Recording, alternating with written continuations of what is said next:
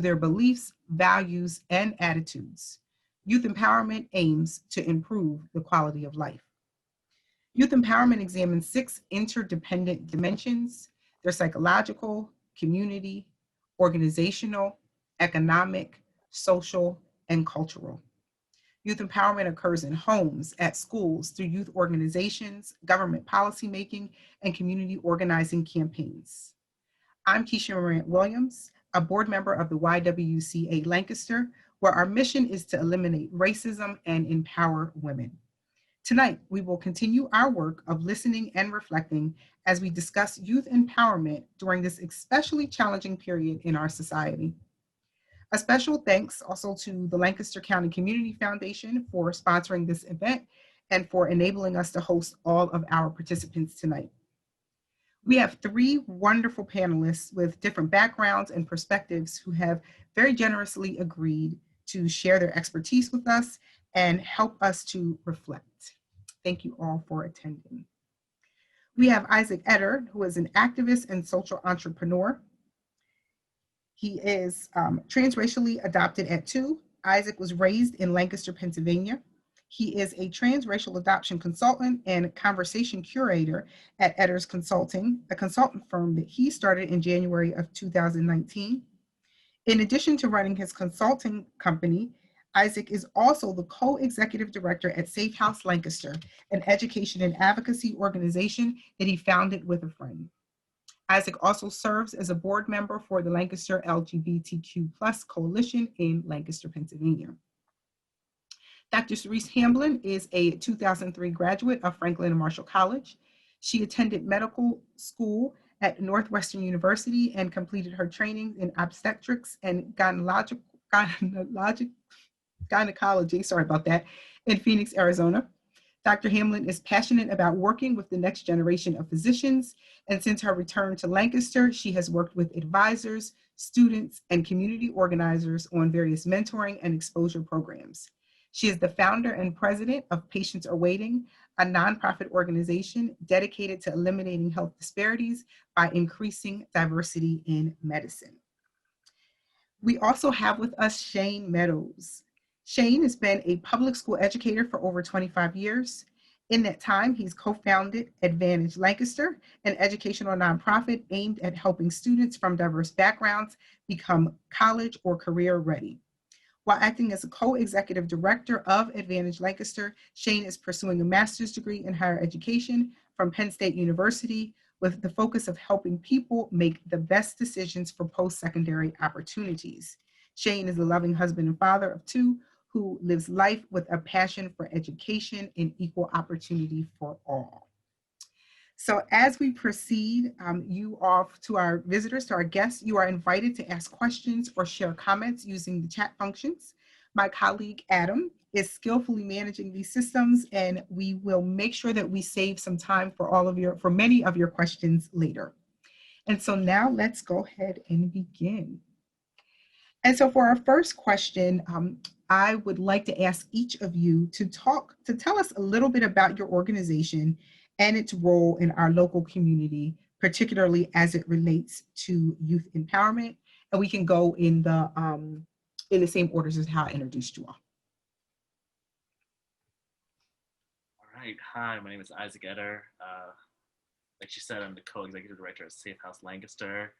SAFEHOUSE Lancaster is an education and advocacy org geared towards helping young people pursue their passions in social change and activism work. Particularly this summer, we've been doing protester support, providing resources to protesters, as well as mentoring groups, young people groups, into starting and forming their own organizations and or movements, campaigns, to bring about the change they want to see in their community. Our organization exists to take kind of like the 18 to 25-year-old range and really empower them to create the change they want to see in their community. Okay, Shayne? Sure. Oh, yeah. Shayne Meadows, Advantage Lancaster. First of all, I want to thank you, Dr. Morant, for hosting this panel, and the YWCA for having this series all throughout the summer to discuss important concerns in our community. and giving people like Dr. Sharice and Isaac and myself a platform. We all know the importance of young people and how they provide the key to our future. So Advantage Lancaster was started 20 years ago by myself and Ty Bear for the idea of we were going to try to get rid of that achievement gap, particularly what happens over the summer. So that was our goal, to try to eliminate the achievement gaps that happen in many of our students' lives over the summertime. And from that very first summer, we saw the importance of mentorship and the importance of being in young people's lives and walking them through, beyond that very, one summer of opportunity. So we decided to take the 1 year of opportunity and just expose young people to as many unique things that there were out there in Lancaster and beyond.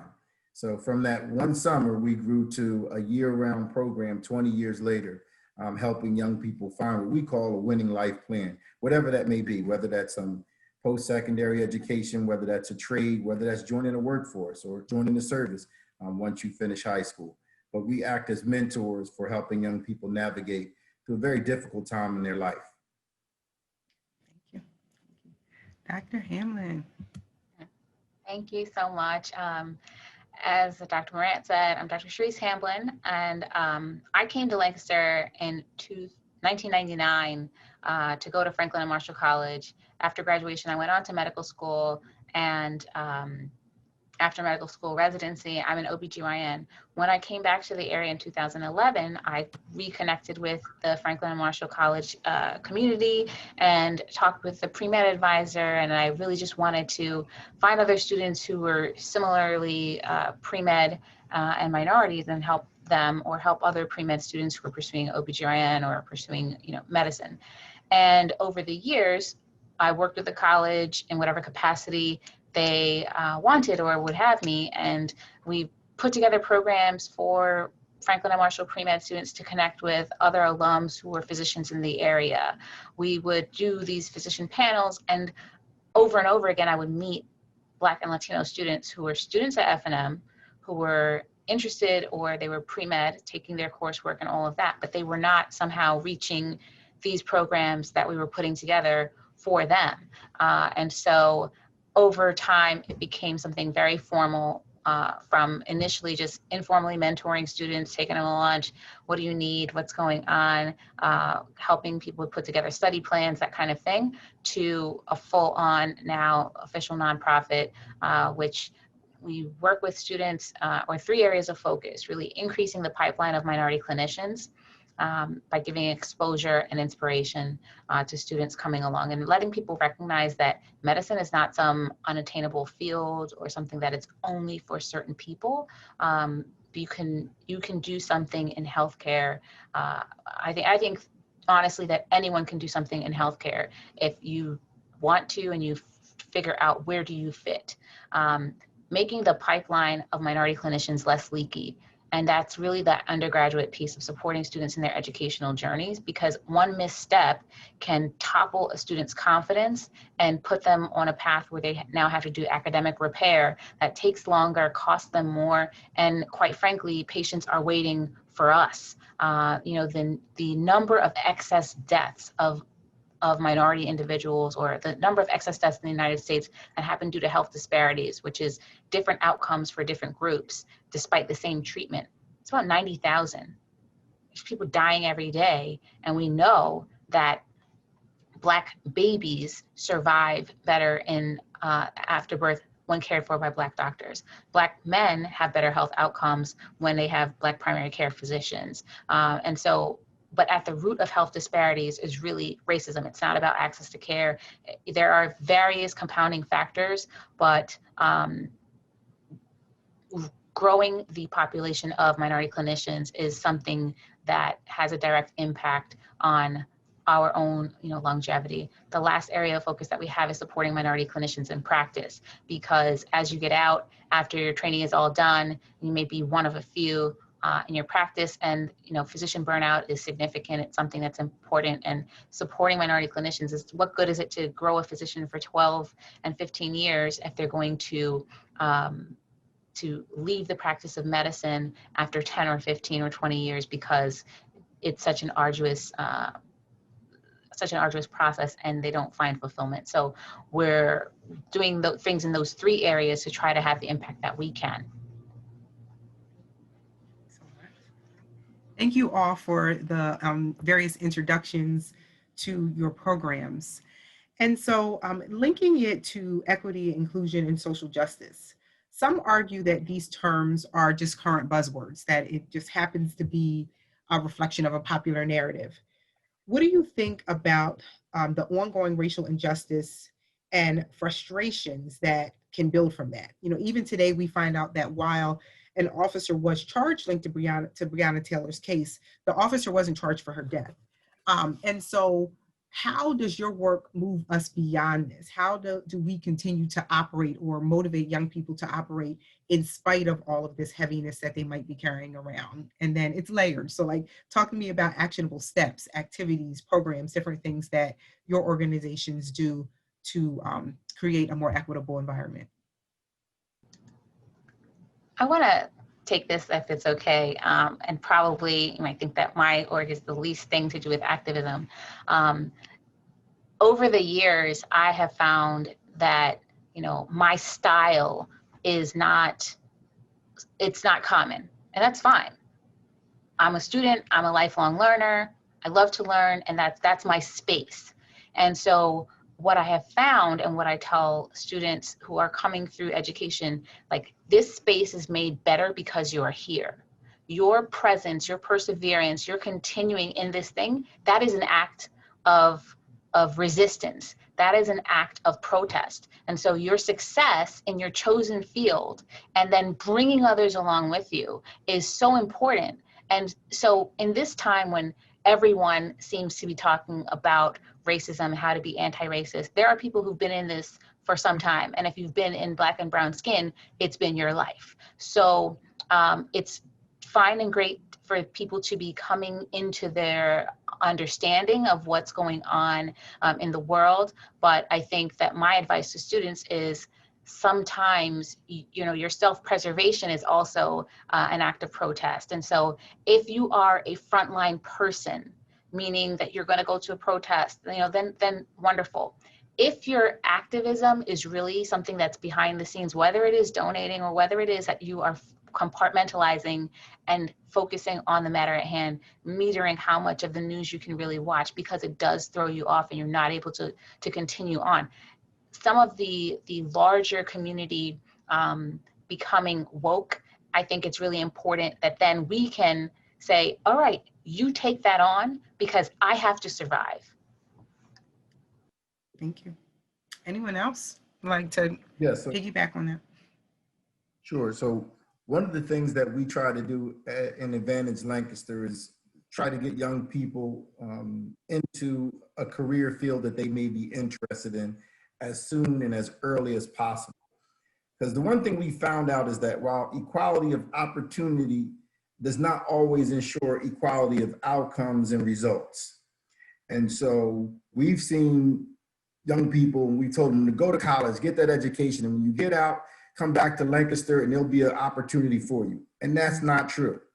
I've seen too many students that have decided that they're going to live in, let's say, Orlando, Florida, or Chicago, or LA, because the opportunities are there. So one of the things that we try to do is we try to partner with the Workforce Development Board, in which we're trying to employ students. And this is no disrespect to having a job at McDonald's or Wendy's or Dutch Wonderland, but we want to find community partners that have jobs that our students might aspire to become or be in later on in life, so that they can possibly make a connection. Because we all know sometimes, even with your qualifications, it isn't what's on that paper. Sometimes it's who you know. So one of the things that we have always been trying to do is make sure that our students are having that opportunity, learn those soft skills, working at office space, as opposed to working at a McDonald's or a Wendy's or whatever the case may be. But just being active in our community and trying to find local partners. who would be willing to mentor students in whether it be computer programming or whether it be in pre-law, whatever the case may be. But having our students have that opportunity to meet the necessary people, network. Believe it or not, at 17 to 18 years old, you need to be networking. You know, you need to be saying, how can this person be of help to me as I move on throughout my life and whatever career choice that I pick.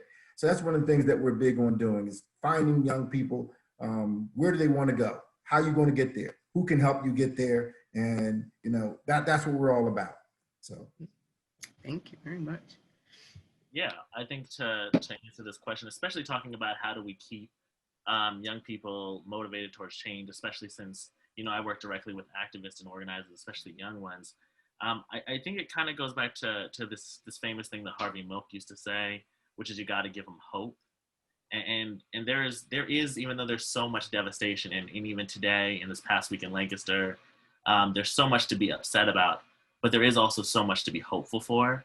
And part of what is there to be hopeful for is the energy that's in the air, with not only, you know, everybody advocating for change in both social matters and in person in the protest, but also just the way that young people in this community have started their own orgs and taken things into their own hands to try to create the change they want to see.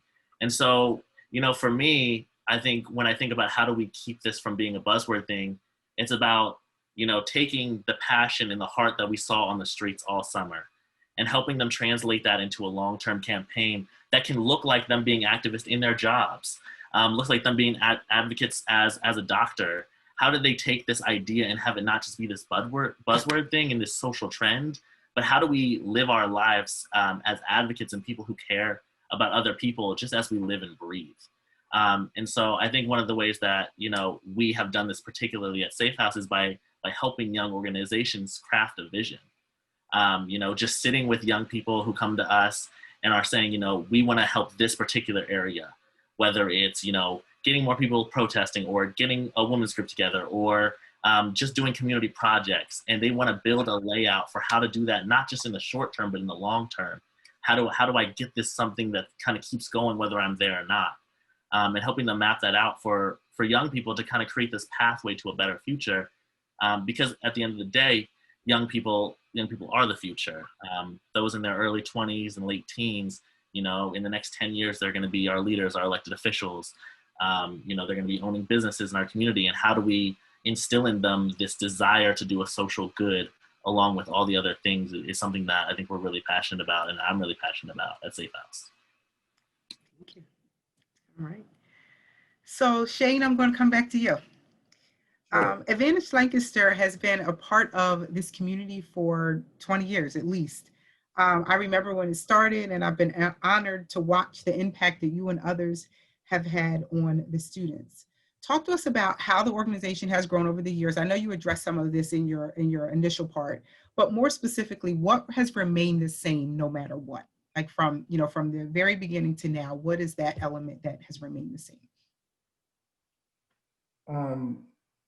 I would say I'll start with what has remained the same. I just think always wanting to be grassroots, always wanting or feeling the need of wanting to connect with students and families and parents where they are, meeting people where they are and helping them to achieve or live their dreams. And so even through everything that we've learned and everything we've gathered, I think over the years, we've added like a different component to what Advantage Lancaster can be.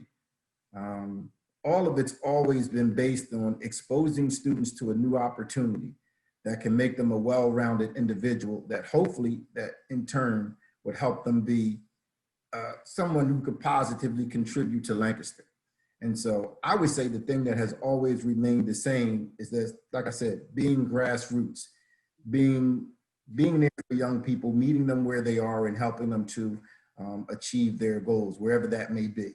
Mentorship is so vital and so important and critically to what you're going to become. I think if we all look, I know Dr. Sharice, probably Isaac can probably point to somebody in their life that has been a mentor to them.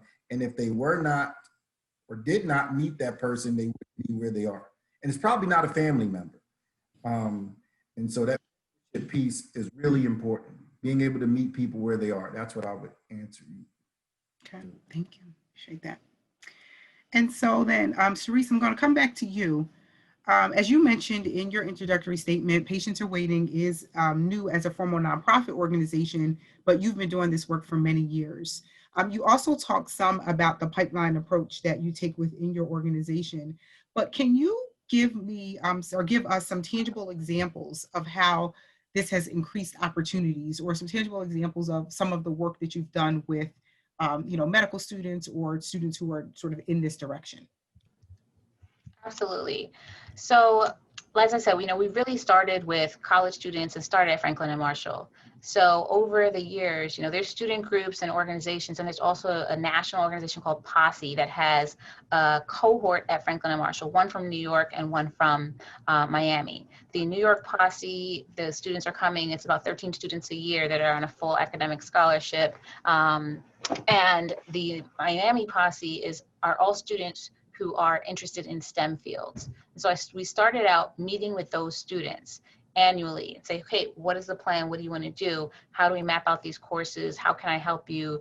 And then also the accountability of not just talking about like, okay, this is great, I met this student, because now if you refer someone for something, the credentials and things have to match up. So I would sit with students and have them show me their transcripts, and the amount of times like a person was just really hesitant to do that or ashamed, you're going to have to show your transcripts and your GPA, like things have to be shown. And so working with current college students at mapping out, we're seeing the connection. So Shane mentioned mentorship, and I think mentorship is so important, but sponsorship is what I've found makes a difference for us as an organization.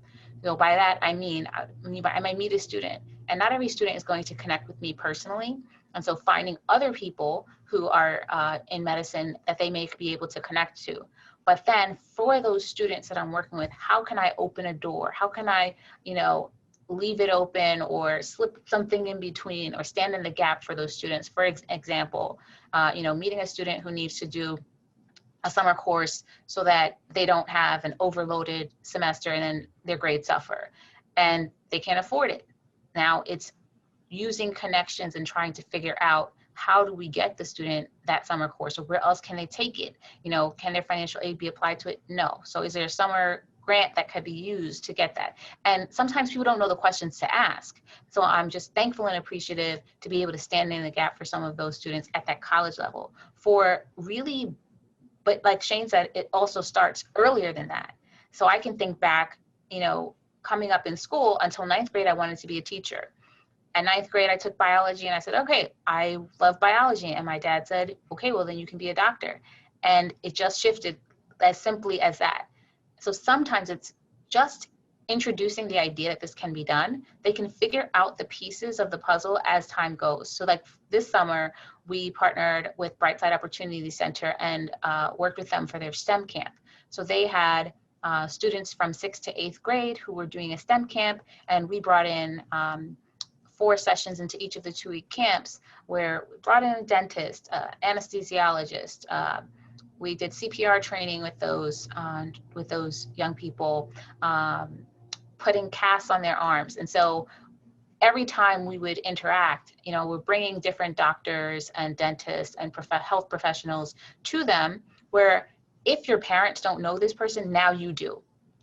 Now you know a dentist. Now, and you've heard about what this takes, what it takes to get to that point, but you've also had some kind of hands-on exposure. So the 22 students who participated, they made dental molds of their own teeth. They casted their arms.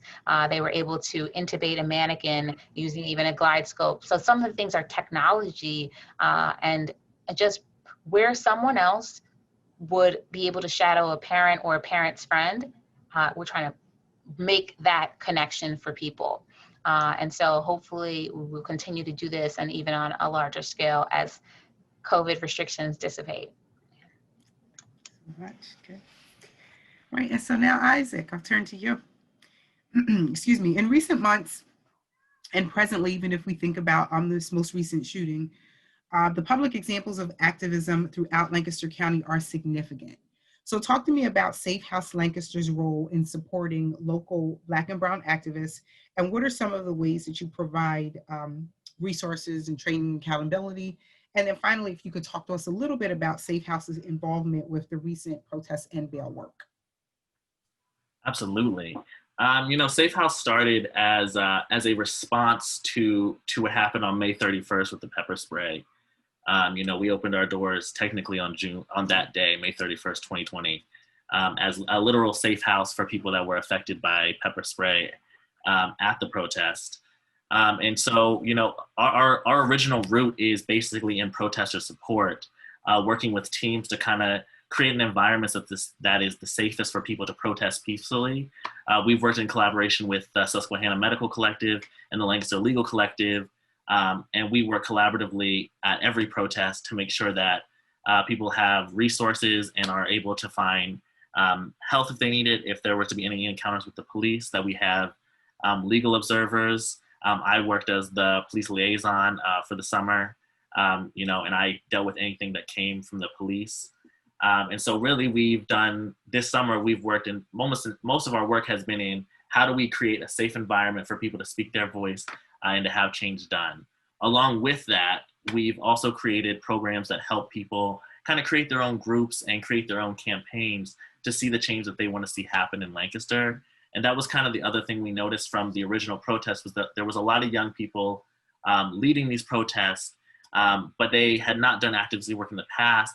And they were looking for guidance on how to keep the momentum and what to do next. After the protest ends, what do we do after that? And so the second half of Safe House became, okay, how do we guide these young people into creating something that goes beyond a protest, that goes beyond a one incident or shooting, or even just shootings in general? How is there something that they can sustain over the long term as they have this deep passion to see change happen? And so we've worked both privately and in group settings with many young organizers, and just helping them shape a vision for what could be next. And that's honestly been a really powerful space to let young people kind of let their creativity run. Like you guys have been talking about, sometimes, you don't have an idea until it's said or somebody speaks it to you. By us even just creating that space, I think, for young organizers to think about what they wanted Lancaster to look like, created a space of empowerment for them to see that vision come to light. And so it's been a really big joy to be able to mentor these young people who we've seen at the front of this movement into building sustainable things. As to what happened this past week and last Sunday obviously was a tragic day with the death of Ricardo Munoz, and obviously there was protest, and protests got out of hand, and there was tear gas, pepper spray, rubber bullets, all kinds of things, and along with that, the police picked up many people. The police kind of rushed the streets and were just picking up any and everybody, and so many people that are mentored through Safe House were picked up. Many random people were picked up. And then, of course, their bail was set at $1 million. It was very personal for me. A lot of the people that were arrested, I've spent the summer with them. I've talked to them about their passion and their ideas. And so from the moment they were arrested, there wasn't a chance that we were going to let them stay in prison. And so thanks to a collaborative effort between Lancaster Stands Up, the NAACP, and the Lancaster Legal Collective, and Safe House, we were able to basically work together between the resources that we all had to make cases and create alibis that got bails lowered and people out of jail as quickly as possible. So we've spent the last week working with lawyers, finding lawyers that will either do this work pro bono or for reduced fees, whether through the NAACP or the Lawyers Guild.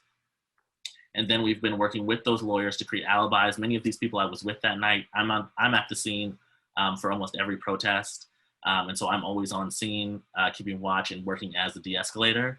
And so many of these people I saw throughout the night, or they were at Safe House, since Safe House is always open during protests as a safe house for when those instances break out. And so many of the people that ended up being arrested the second day were actually at Safe House for a majority of the events. So we were able to create alibis and build stories that got charges dropped and bails reduced. And then we were able to work with a national bail fund to get bails paid, which was a huge blessing, and thanks to the work of the Lancaster Legal Collective. And so that's what we've been doing this past week. We will continue to be building a strategy and plan to address the ridiculous bail set and the injustices in not only our prison, but in our criminal justice system here in Lancaster that would even allow for a bail to be set that high and to send, honestly, children, young people, some as young as 19, 18, to jail with a $1 million bail. And so the efforts will not stop. You know, just about everybody's out. I think there's only one person with a detainer that's left in prison. So we've gotten 13 people out of prison. But our efforts are not done. We'll be taking this all the way through their trials and be working on a lot of prison and criminal justice reform. Thank you. Thank you. I'm sure we're going to have all sorts of... Can I say something really fast? You sure can. Jump right in there. Go ahead. One of the things I noticed about the three panelists, and I don't know if this was intentional by the YWCA, but all of us are co-founders or founders of organizations that are run by African Americans. And when we look at equity and we talk about inclusion, and I can't help but mention funding and resources and opportunity for us as directors in servicing the people like Isaac is saying, on the front lines, meeting them where they are. And so we know that there is inequities even when it comes to funding nonprofits, especially if you are running a nonprofit and you're African American and you're serving African American people. And so like I said, I can't thank the Y enough for having three people who decided that they wanted to do something. But all of what we're doing, there's a common thread besides us all being African Americans, is the ability to empower people, to give people power, not to enable them, but to empower them. And so just the energy that I feel from both Isaac and Dr. Sharice is just real positive about wanting to help and really be the change. Mm-hmm. That's awesome.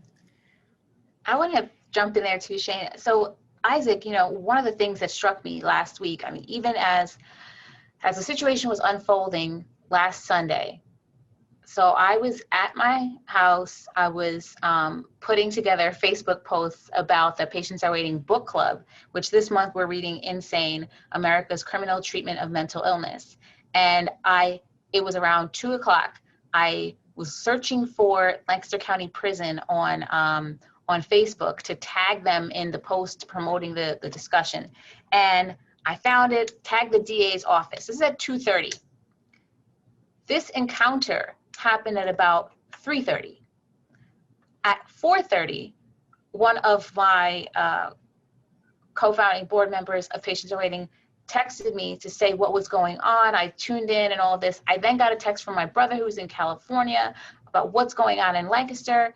And by, the night that I'm contacting students at Franklin and Marshall, and it was just, you're seeing it. So from my vantage point, I looked at it, and I don't know the Munoz family, but you can anticipate, one, the way that I look at the situation is from a clinical perspective. So very quickly, once he was identified and it was clear, okay, there is a history of paranoid schizophrenia, okay, and that he was off of medications and that the family had called for help. They called a non-emergency number. That is 311. So you call this non-emergency number, and what they were trying to accomplish, from my understanding and my read of the situation, is having him involuntarily committed, which is called like 302.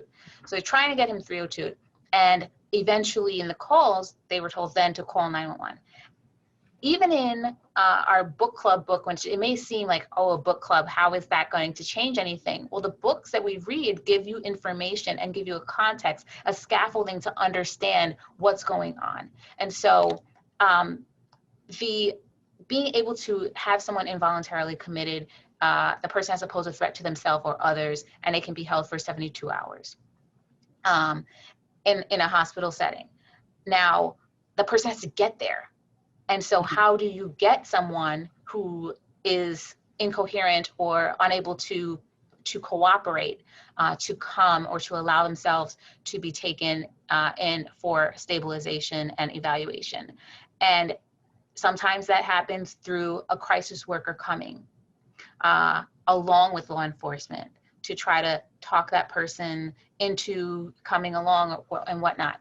And the situation that unfolded, again, as per the news reports and what information I could glean, everything that could have gone wrong went wrong.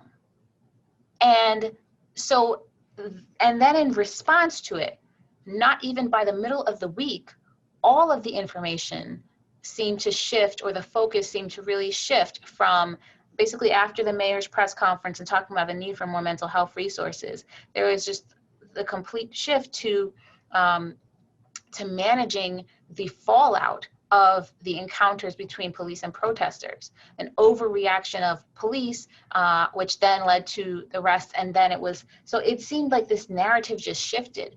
And part of how I think about empowering young people is to help people ask the right question, or, right, like what is the right question, but to not lose sight of the matter at hand. We can be righteously upset and frustrated, and it can feel so overwhelming. But here's where you find the pain points, the pressure. What are the crisis resources? What are the protocols that happen when police are called for a person with a mental health crisis? Is that being followed? How often is it not being followed? There's so many questions that don't even get you to the conversation of, a GoFundMe for a protester, which it's difficult because people should not be, made an example of and all of that. It's just basically a way to quiet people down and to say, we're not going to have this unrest here. You're going to sit in jail until you can figure it out, or until things catch up where then you can make this motion and the bail can be reduced, etc.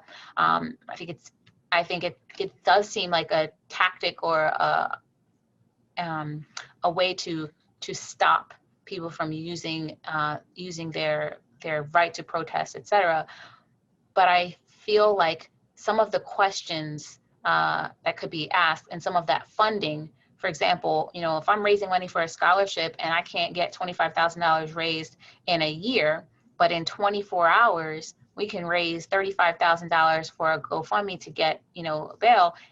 And that's with GoFundMe when there are organizations that are around and that their job is for bail funds. And when that organization is trying to raise money, they can't get a response. Well, this is the time to kind of make those connections so that things can be done as efficiently and as productively as possible, as opposed to sometimes we start things from scratch that we're basically making strides that have already been made.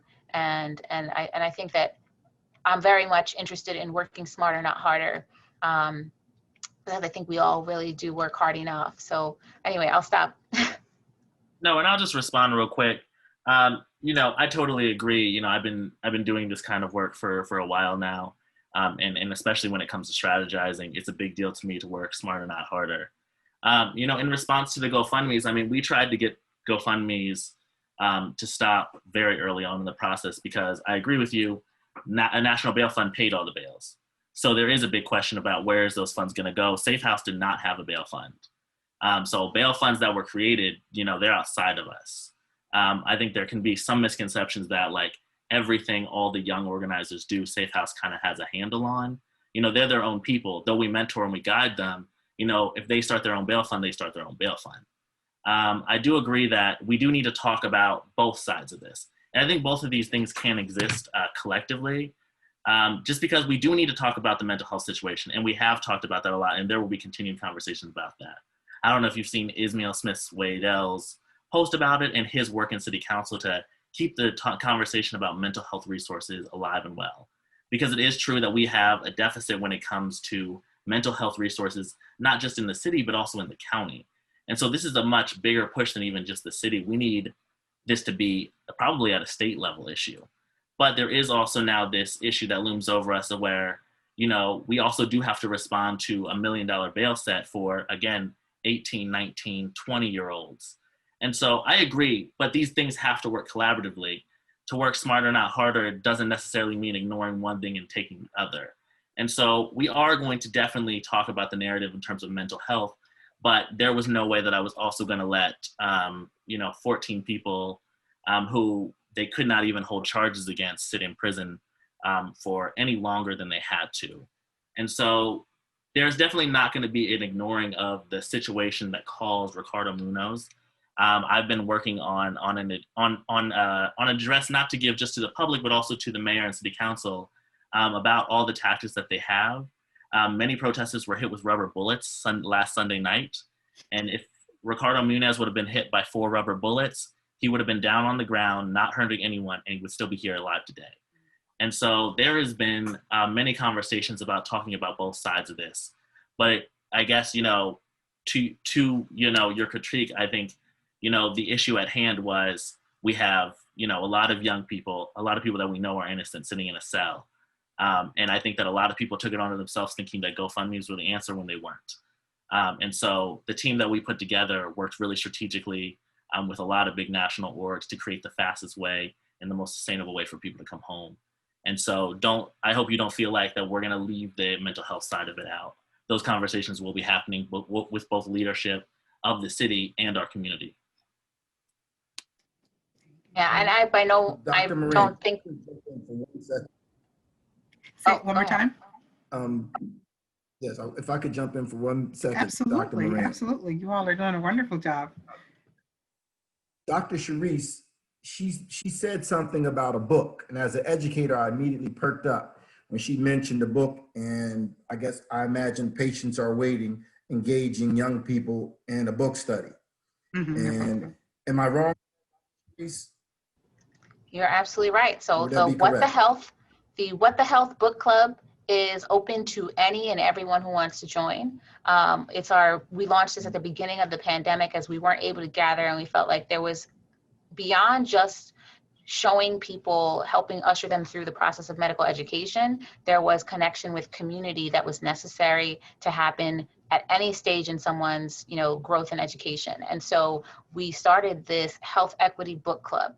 And we specifically call it a health equity book club rather than a health disparities book club. It's depressing to look at the outcomes for Black and Brown people as it pertains to health. And so changing it to putting a positive connotation with equity, this is what we're striving for. And by reading and learning about the different pain points in our country with health equity, it will help to inform how we make decisions. And it's not just for people within healthcare. So we read a book each month. There's an online discussion on our Facebook page. So there's a new event each month so that people can post their comments, even if they're not able to attend the particular meeting. And then we meet on the last Wednesday of the month on Zoom at 7 p.m. Eastern Standard Time. We've read Just Medicine, which is about medical legal partnerships or a legal response to health inequity and systemic racism. The Health Gap, which is something that really starts to, yes, exactly, to talk about, the social determinants of health.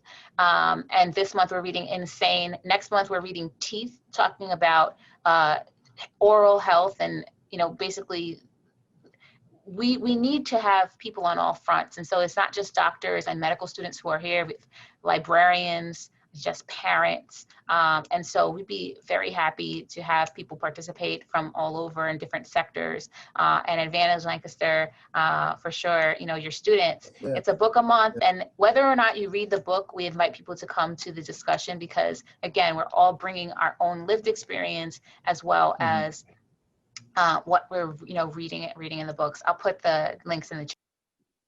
Okay. One of the things that I really appreciate, Dr. Morant, was because this summer Advantage Lancaster also did a book study as well, and the book was called All American Boys. It was written by Jason Reynolds, who's an African American man, and Brandon Keeley. And I too, Dr. Moran, I believe so.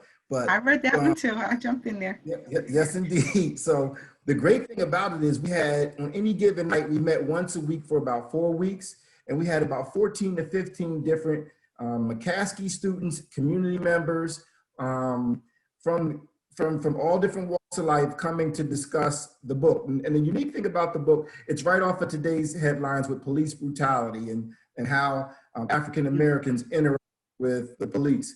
And one of the great things about the book, All American Boys, is it's written by two different people.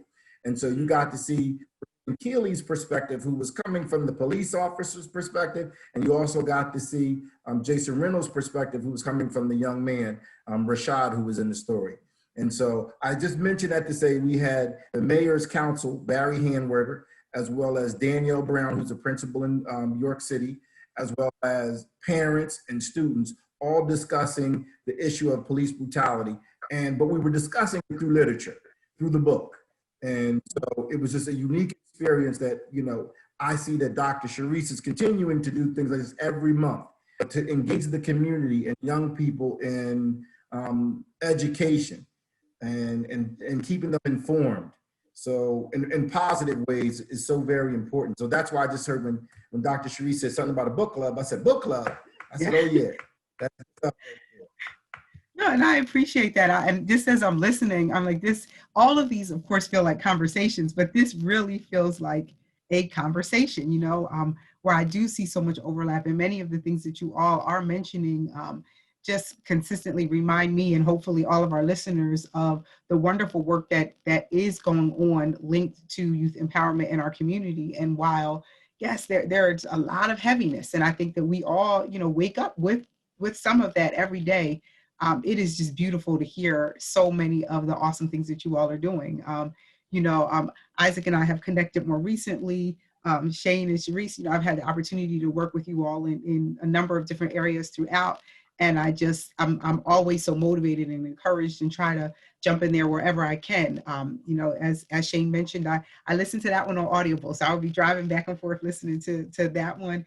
And then Dr. Sharice, you motivated me. I'm actually using What the Health in a class this semester. The Health Gap in a class this semester, just because I, as you mentioned, I really do feel that we have to hit this from so many different angles, that there isn't one pathway to, you know, to address all these different things. So I have a couple more questions. Again, for those of you who are listening, please feel free to go ahead and put your questions in the chat box. I'm going to go through, I think, maybe 2 or 3 more, and then I will address the rest of them that are listed there.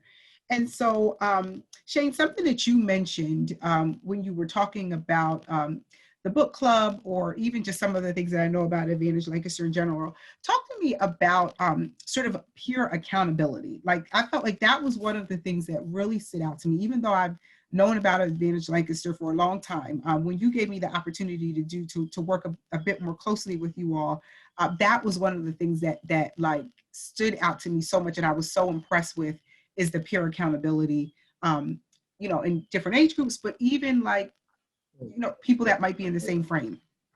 Right.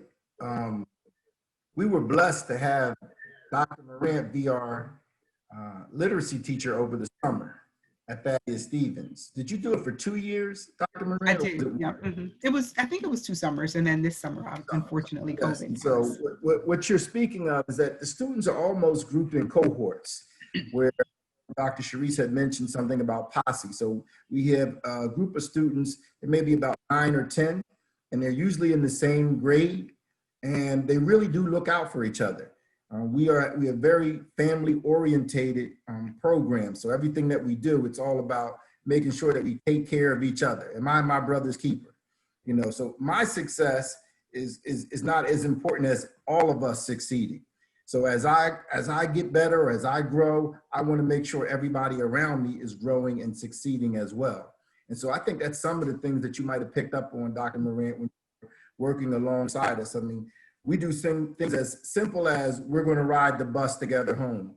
You might have, I remember our students catching the RRTA, going to their internships. So they were a family, they were a group. And so when assignments need to get done, or when college applications need to get done, they're doing those things as a group, and they all want each other to succeed. Past 2 or 3 years, we've had different affairs or celebrations for students that are graduating from college. And so maybe one person might graduate in December, or the other person might graduate, let's just say in May, but they're all pulling for each other because they were in classes with each other. So I just think it just becomes a family group, a peer group of wanting each other to just do better. Think about your friends, Dr. Moran, as you were coming up through Penn State or wherever you went to school, Howard, wherever the case may be. You probably had a cohort of people that were helping you succeed. It was your peers. It was probably, like, if you're a go-getter, you're going to be surrounded by other go-getters. And you're going to want them to do well. You want people around you to succeed and experience that success. So I think that's what part of our success has been based on, getting young people to understand it's not just about you, it's about that person next to you. How can we and how can we keep this thing going? Because I'll give you a perfect example. We had a student named Pablo. So we had, with Advantage Lancaster, we have an agreement with Thaddeus Stevens that if you go through Advantage Lancaster, you can attend Thaddeus Stevens for free, for free. And then after that, you know, you either have your associates or you can then go on to a 4-year college. Well, Pablo set the blueprint.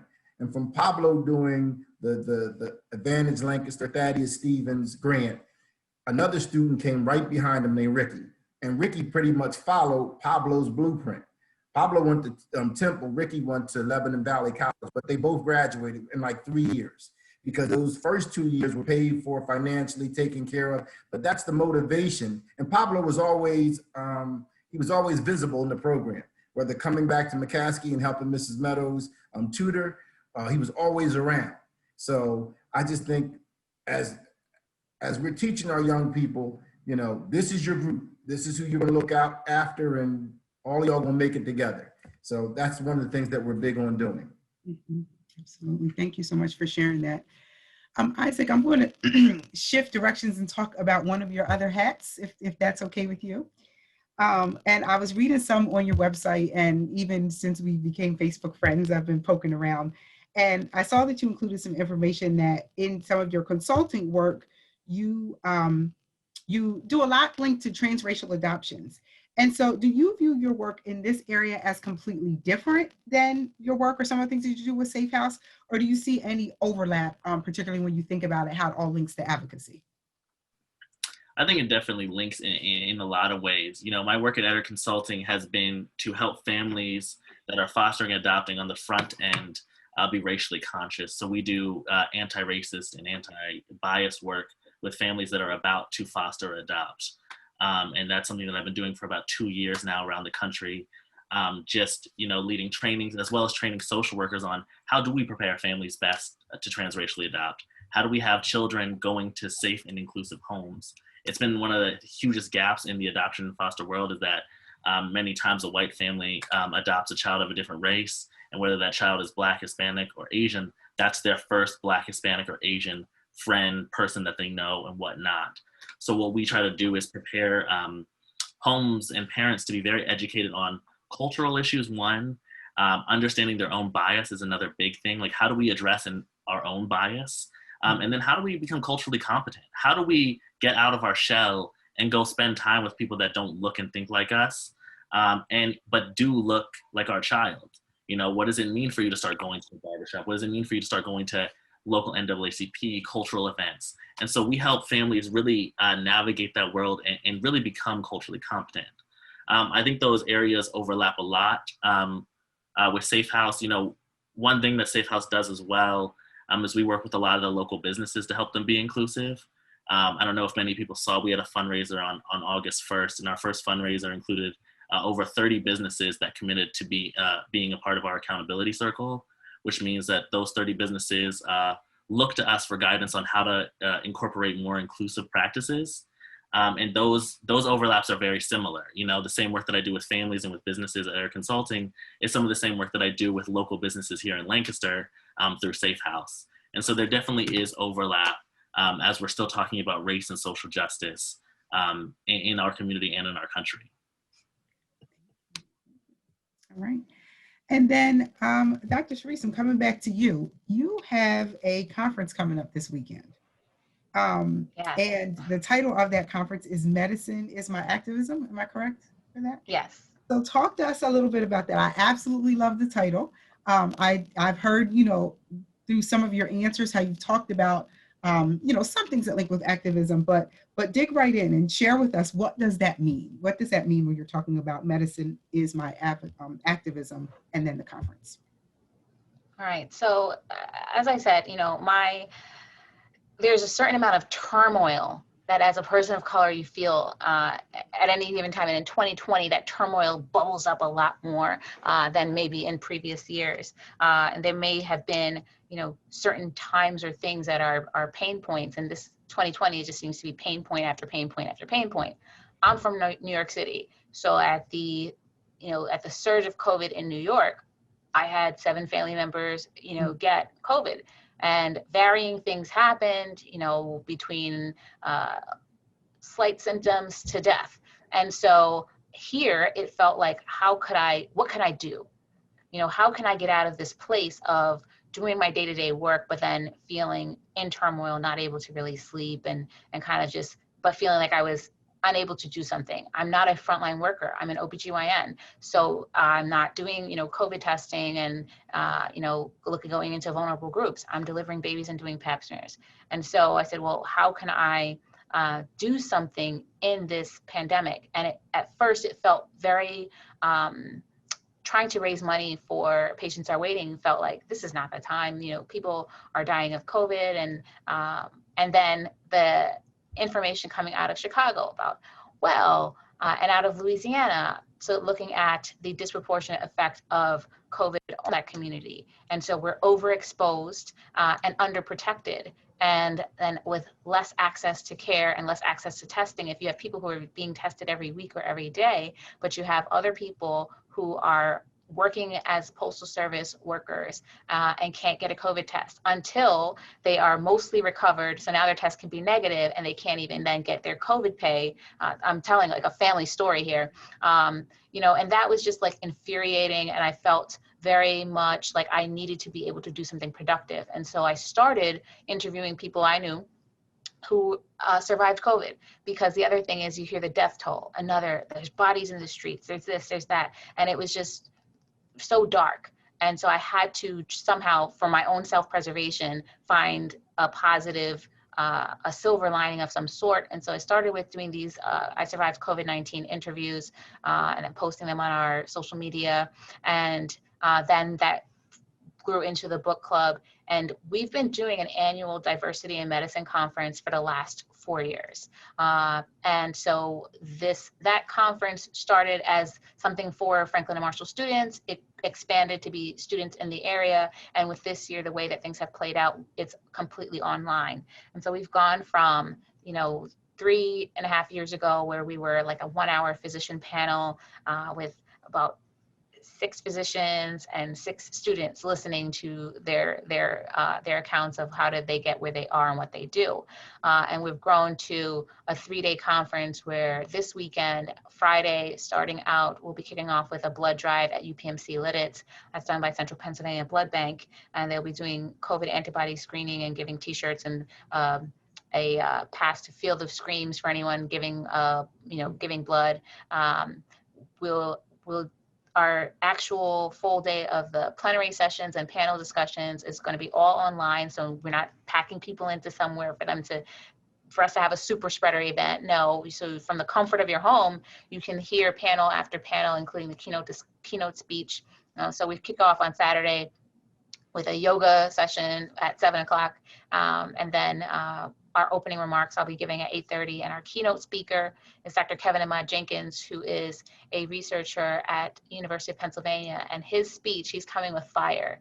I ain't woke, I just can't sleep, doctoring in this era of racism. And so, but his research focuses on weathering and on the chronic stress, and how at the root of health disparities is actually racism, not race. And so he will be giving us a rousing address at 9 o'clock. And then the rest of the day are various sessions. And so whether you are pre-med, pre-health, or health adjacent, there's something for you there through various different panels throughout the day. And then there is a recruitment fair for medical schools, graduate schools, residency programs, and pharma companies. Even if you're just looking for a job, there's over 30 programs and companies that will be recruiting at this fair from 2 to 4 p.m., all online again. The same registration gets you access to all of this. And then we're also doing free CPR training on Sunday at UPMC Lidditz in small cohorts of 20 maximum, and that you get certificate and everything, 1 hour CPR training and stop the bleed training. The major motivation behind that was, you know, CPR is a life-saving skill. Also for students to feel that they've gotten, like, you know, you want to do medicine. A lot of times students will, you know, become EMT trained or certified to have something that they can do, or they want to do something hands-on. But in addition, you know, you talk to trauma docs in places that are really riddled with gun violence, and depending on how far you are away from the trauma center, that's the difference between life and death. And so one of the things that's going to be along with CPR training is stop the bleed training. So just knowing how to apply pressure and decrease blood loss in a trauma situation can save someone's life. And so we want to give people real tangible skills, tools, connections. And so it's open to the public. And I'll put the link to register in the comments. We have over 300 people registered. There's programs from across the country that are going to be there, including people from across the country. And so I really hope to see a lot of people, you know, from Lancaster, including all of the young people who are interested, or not so young people who are thinking about change, or just want to be involved. Thank you so much. And so, yes, Dr. Hamblin will make sure that she includes that information in there. That was actually going to be my follow-up question, was that if folks were interested, was it too late to register? So she'll put that information in there. All right. And so a question in the chat box that I did want to make sure that we got to, and then I will go back to any other remarks or any other comments that you all just would like to share in general. Someone included in our question section, I absolutely love the work of each panelist. To imagine a future for Lancaster, one important factor is ensuring Black and Brown leaders run for local political office. What are your thoughts on this, and how might we begin identifying more of us to run? So who would like to jump in? Isaac, your box came in first. That's cool. I think there's a lot of ways we can start identifying leaders, and I think that, you know, one of the things about local offices is leaders definitely present themselves. You know, we'll notice the young people in this community, and we have already seen the young people who are making these strides in the community. And so I think by looking at those who have been heavily involved in not only the action this summer, but have been involved for the long run. You know, many of the young people that I've worked with this summer, this wasn't their first rodeo. They've been passionate about these things for months. They've been trying to volunteer. They've been at city council meetings, and they're continuing to get more and more people to go to city council commissioner meetings. And so I think these next wave of leaders, they're starting to present themselves. You're starting to see their groups pop up in your news feed. You're starting to see their face pop up in your news feed as they're writing op-eds and articles, and showing that I think there will be like a new wave of young leadership in Lancaster. And I think this summer has shown that. Like we are going to have a changed Lancaster going into 2021 that is empowered by young people. And so I think those young leaders for office, they're already presenting themselves. And I think that the next city council run, I already know many people in some of these young people groups are already deciding that they're going to run. And I won't name them because it might be a little bit premature, but there are already young people who are passionate about running for office, who are literally already taking those steps, filling out those paperwork, meeting with city council, meeting with current city councilors, and even thinking about offices bigger than city council. And so I do believe that that's super important, and I believe that it's coming, and I think it's going to come very fast as young people are feeling more and more empowered in this community. All right, so another question that we have, and you got to thank you for answering our question. Another question that we have is, what do each of you need for your organization from the community? And Shane, you sort of hit on this a bit earlier, but if anyone else would like to jump in there. Sure. Support and resources. As I was saying before, there are statistics out there that talk about how African-American nonprofits that are grassroots, how they are underfunded in comparison to other nonprofits. And there was a day, 8/28, and I only knew about 8/28. It was called Give Black. Mhm. I knew about it from a fellow African-American, Tracy Jones. He runs the T. Alexander Foundation. And so just from our conversation and talking, he said, hey, Shane, I really think you should register Advantage Lancaster for 8/28, which is Give Black Day. And so I just say that to mention that, you know, being a nonprofit, it is a dog-eat-dog world. And really you have to, if you're not in the process of raising money or starting a campaign or in the midst of one at all times, then, you know, you're in trouble. And so even though we're out here doing great work and good work for the people, you have to be able to sustain yourself. That's the side of it. When you get into it, you know, you just want to help people, but it does cost, and there is a cost. And so I would say resources and support. That's what we would need from the community. You see people like an Isaac or a Dr. Sharice. Yeah, we need to see people who look like us. And even if you don't look like us, you can say that we like the cause that we're championing. I mean, we really appreciate the support. Thank you. Yeah, recently I was asked a question, you know, I was looking for an intern, and I was asked, like, oh, from what I understand, Patients Are Waiting just only has minority interns. No. So we are a mission-driven organization like any other nonprofit. So if our mission is to eliminate health disparities, and our way to do that is by increasing diversity in medicine, but the money that we can take is green, and it can come from anywhere. And that money is the difference between somebody being able to pay for that summer course or get an MCAT prep book and be able to give better care to your child. So I think I'm a little bit concerned about some of the recent studies. And I think it's important. And I had an article, an NPR piece that was just shared with me by a friend last night about the survival of Black babies in the NICU being better with Black doctors. But the point is not that Black people are 13% of the population. We need 13% of doctors to be Black so that Black patients can have Black doctors, and that's it. We've lived through that already. And people did have excellent care when we were not in integration. And then we've gotten more, but we didn't have access to all technologies and on the cutting edge of medical treatments. Now we have integration and we have access, but we're seeing that it's differing. And so more Black doctors, more Latino doctors, more foreign-born physicians does not mean that we can just take care of those patients. Like, you know, the field of medicine will be better for the population of the medical team to reflect the community, because injustice in health is one of the most terrible things that we can have. So yes, support means sending money. Support means coming to programs. Support means amplifying the voice or the reach of our organizations.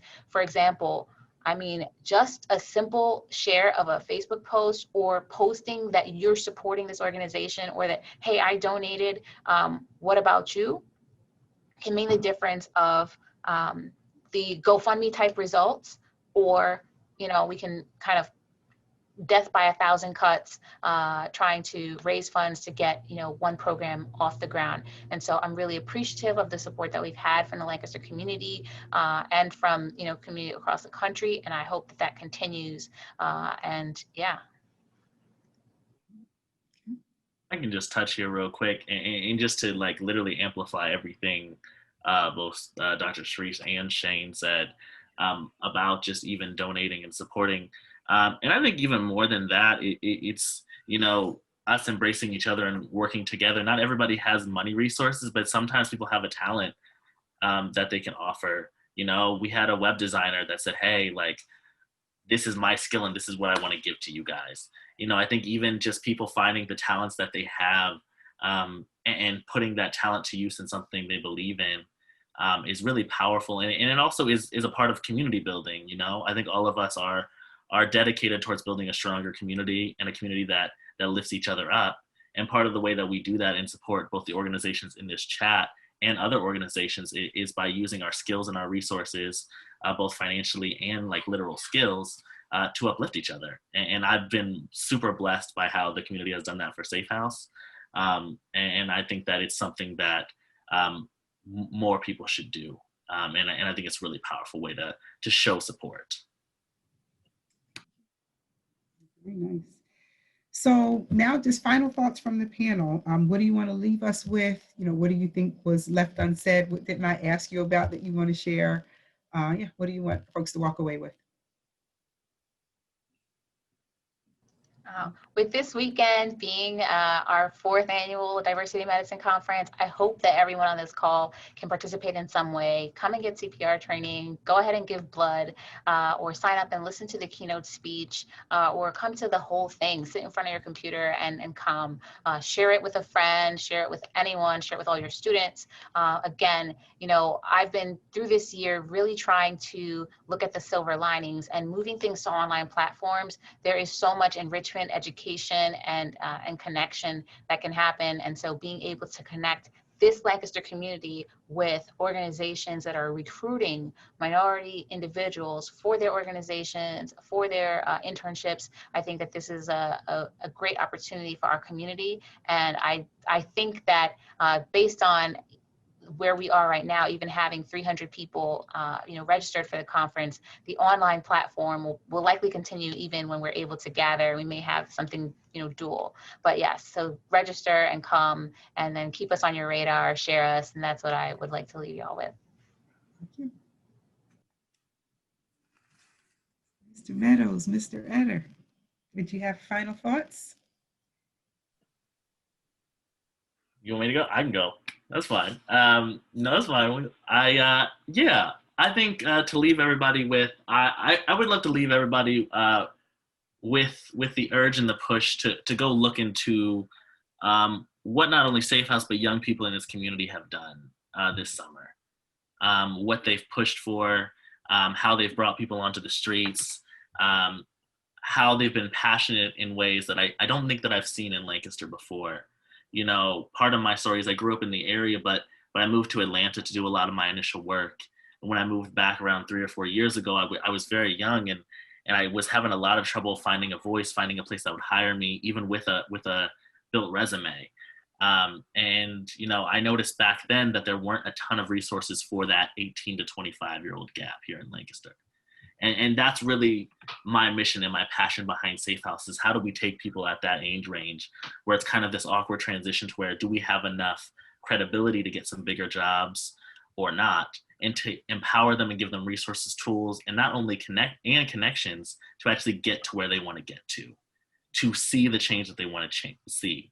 And I've been so moved by each and every young person that's come through Safe House, whether it's to be mentored, whether it's just to share their idea, whether it's just to live in that community with us, because they're passionate, they're brilliant, they're creative, and they deserve seats at the table, they deserve a spot, and they are going to affect huge change in Lancaster and be our future leaders. And so I would urge everybody to look at the Safe House spotlights. We did a series for a couple of weeks where we did spotlights of people that have come through Safe House.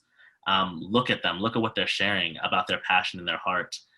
We have amazing young people here that could also use support and resources to see their ideas come to play. And so if anything, support the young people. So I'm originally from Philadelphia. I've been in Lancaster for about 25 years. And the way Lancaster has grown has been really incredible.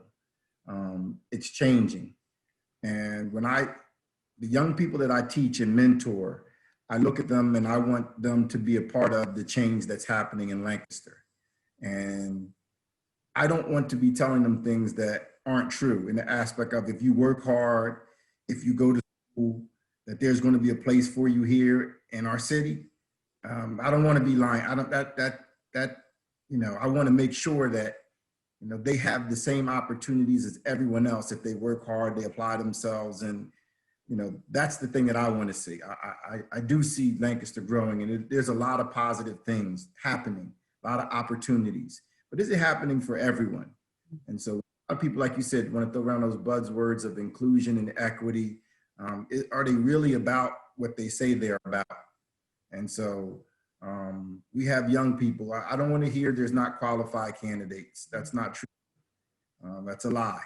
There are young people who, like I said, they have opting to go other places because they don't feel welcome here in Lancaster. They haven't made those connections, or people haven't welcomed them.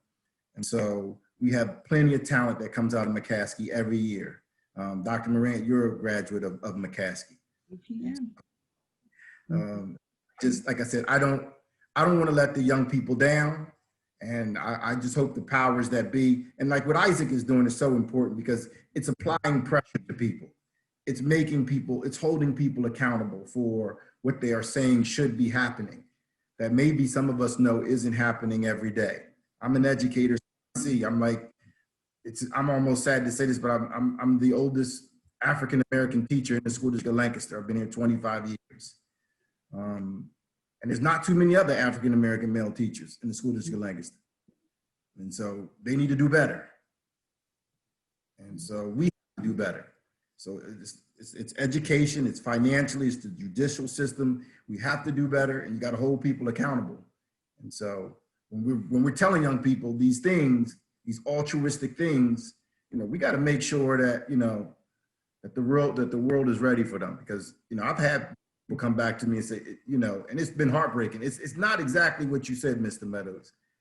I moved somewhere else because I can't get a job at this construction company with this degree I have. They're not interested in me. So that's heartbreaking. No, I appreciate that. We do.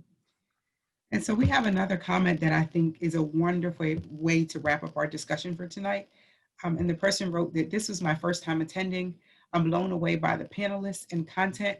I totally agree. We need people of color in all areas of our lives in Lancaster County and throughout our state and country. Integration improves everyone's lives. Thank you.